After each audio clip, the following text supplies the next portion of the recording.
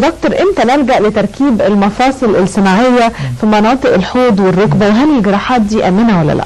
طبعا امتى نلجأ ليها كآخر وسيلة للعلاج، ده في آخر المطاف خالص خالص، وبعد ما نيأس من علاج الخشونة بالطرق الغير تغيير المفصل الكلي يعني.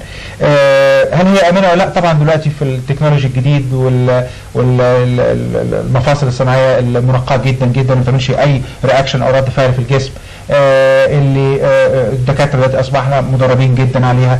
ما اصبحتش، انا اتذكر اول مره عملت مفصل صناعي للركبه في انجلترا كانت تقريبا 77، وده كان من اوائل المفاصل، وكنا خايفين وكنا نعملها ويعني وخايفين قوي على المريض وحاسين ان هو يعني مش، ولكن دلوقتي احنا كام سنه 25 26 سنه، طبعا الطب اتقدم جدا جدا، واصبحت العمليه دي مش عايز اقول تكاد تكون روتينيه ونتائجها تقريبا مضمونه. ولكن طبعا ما فيش زي المفصل اللي ربنا مديه لنا. لازم يعني اللي بيتعامل مع المفاصل دي يعترف بهذا، فلازم ان احنا نحافظ على هذا المفصل. فالعلاج الوقائي في هذه الحالات مهم جدا جدا جدا علشان المفصل ما يتدهورش. وقائيه من ناحيه ايه؟ المفصل الحوض والركبه اللي حضرتك قلتيه دلوقتي ده بيتاثر جدا بالوزن، او ده فعلا بيتاثر بالوزن، ده ضغط زايد. الحاجات الثانيه برضو اللي بتسبب تدهور المفصل، انك مثلا تشيلي الغضروف بتاع الركبه. كانت طالعه موضه زمان في السبعينيات،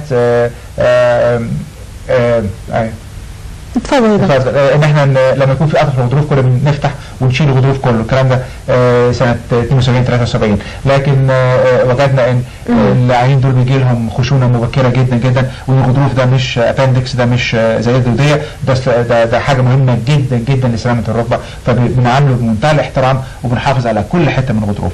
ففي عمليات احنا كنا بنعملها زمان كانت بتسبب الخشونه دي. في حاجات المريض بتجيله نتيجه مثلا الدوره الدمويه للعظمه مش كويس، فبيحصل لها كولابس او بتقع، فالكارتلج او الغضروف بيروح واقع فيها الى اخره، او المفصل نفسه في انعطافات او انعوجات، فالضغط بيبقى على جزء اكبر جدا جدا من الجزء الاخر. فطبعا لازم الحاجات دي تتصلح بدري عشان نحافظ على المفصل بتاعنا الاساسي. لكن اذا عملنا كل ده ومع كل المجهودات اللي احنا عملناها دي، مع الاسف المفصل تدهور واصبح يسبب الام مبرحه، واقول مبرحه، لازم مبرحه للمريض. احنا مش عايزين نستسهل العمليه دي، مش عايزين نستسهل ابدا. لازم المريض يجي يقول ان هو فعلا مش قادر يعيش بالمفصل هذا الحد. في الوقت ده احنا ممكن نغيره له، والعمليه ايوه امنه جدا ان شاء الله.